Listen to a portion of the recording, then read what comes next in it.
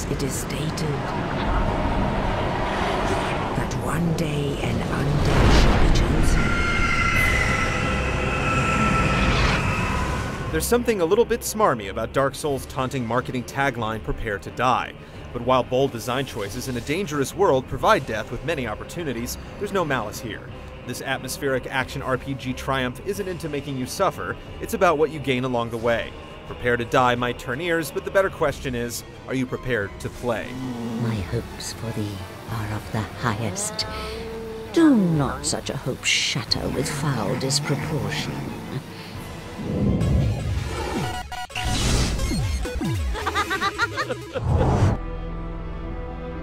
Even now, there are only embers, and man sees not light, but only endless nights. The narrative of Dark Souls is more akin to an ancient, intricate tapestry than a novel, where inference and history trump exposition. The world's shrouded origins can be glimpsed in the opening sequence that speaks of primordial embers and the threat of everlasting darkness, with mysterious figures such as the furtive pygmy and the first of undead creating a poetic texture. It's a place where people die and, stripped of their humanity, live on as the undead in a splintered reality. You are one of these unfortunates, and with no choice but to soldier on, exploring, questing for salvation and life. Snippets from item descriptions and sparse but intriguing NPC dialogue give traction to a story steeped in lore, if light on explanation. Terrific to see us both in one piece, and pray that you never go hollow. There's an eternal logic to these shattered realms which leaves a yearning to learn more, with vagaries and missing pieces inviting you to draw your own conclusions. Some of the simpler concepts could use further elucidation, a reoccurring problem throughout the game, but there's enough mysticism and myth to give Dark Souls a level of rumination to match its murkiness, where story elements mash with gameplay concepts in an attempt at a shared coherence. Or is he not too drenched in sin?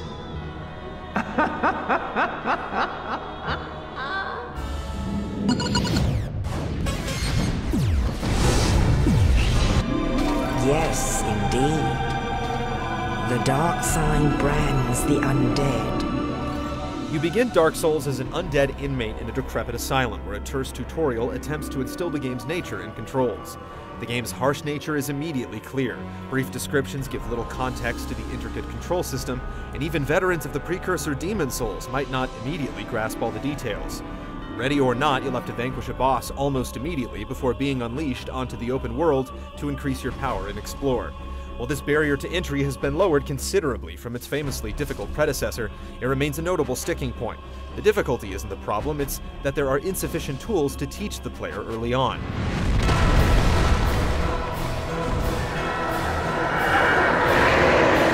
Post-escape, the world opens up with multiple paths to explore and proving grounds to spill your blood along with that of your enemies.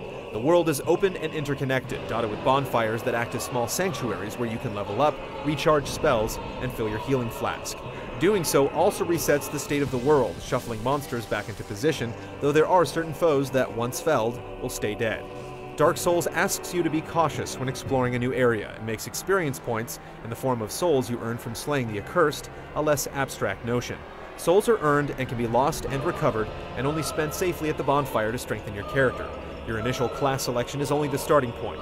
A cleric can wield a greatsword, and a fighter can invest in magic, provided the stat requirements are met. Like Souls, items and equipment aren't freely given but earned, with weapons being looted from corpses or found after a daring leap. Eventually, areas are conquered, bosses killed, and more distinct lands become available.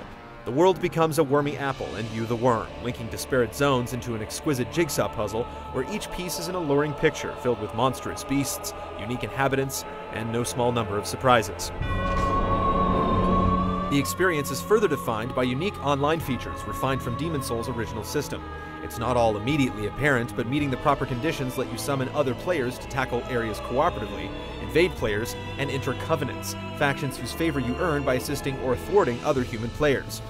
Ah, thou dost cometh. How fares ye? Even if the game is played offline, the aspect of the game is simulated by computer-driven phantoms.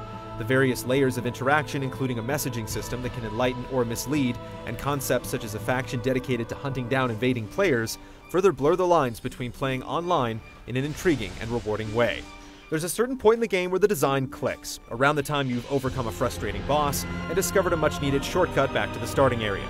There's a feeling of accomplishment and satisfaction that gives the gumption to conquer the land and partake in its mysteries, both on and offline.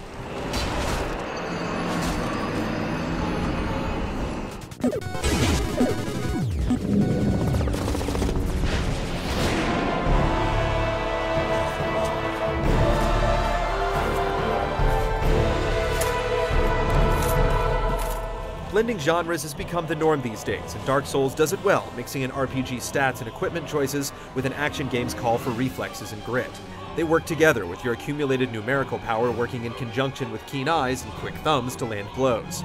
Risk-takers can try for punishing backstabs and riposts, while more careful players can opt to wear heavy armor and take up a shield, biding time for the perfect strike. It's crucial to be mindful of your stamina bar. Since you won't be able to avoid or dish out hits when it's depleted, your health gauge is likely to shrink soon thereafter. Adapting your style and considering which weapons, rings, and magic to use in any given situation lights up both of the brain's hemispheres, making a harmony of tactics and strategy. A lock-on feature makes single combat satisfying and tense, though the Legions of the Damned will gang up on you if given the chance.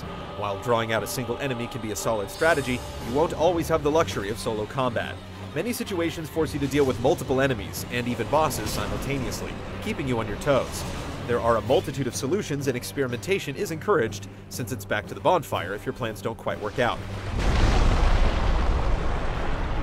Enemies aren't always brilliant outside combat, but their effective and numerous attack routines are no laughing matter, with feints and follow-ups that can catch you off guard.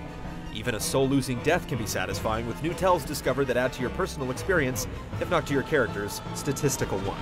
Every new weapon is worth inspecting, with unique animations for the varying strikes and positions, and even an unspectacular axe can be melded into an elemental force through a crafting system that involves bringing hard-won materials to blacksmiths hidden throughout the land. You seem to be doing all right. Need anything forged? Likewise, different spells can be bought and discovered throughout the realm. With solid controls and a ton of options to try, perfecting your killer moves never feels like a chore, but a means of refinement, with skills that carry over to new weapons and new foes.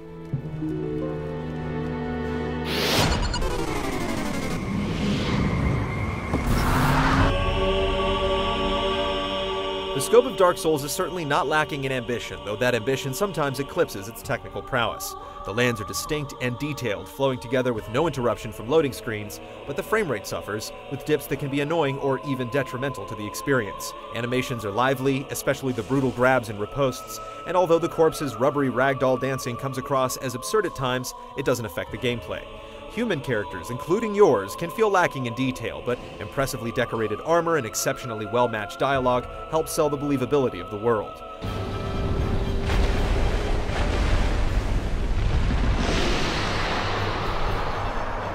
Grand orchestral tunes reserved mainly for boss encounters, with haunting ambient sound and the rattling of clang and steel, create much of the soundscape.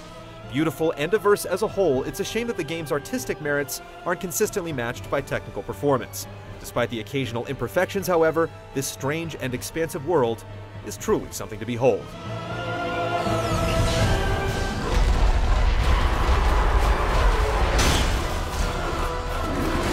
If you can take the lumps from the game's exacting systems and leap the hurdles of vague direction and instruction, Dark Souls can offer a singularly fulfilling experience. Its well-crafted land stretches far and wide without resorting to filler, but is stocked with enticement and mystery to spur on hours upon hours of discovery that time and time again see dramatic tribulation turn to harrowing triumph. Like coal turned to diamonds, Dark Souls is capable of compressing frustration and hardship into deep satisfaction.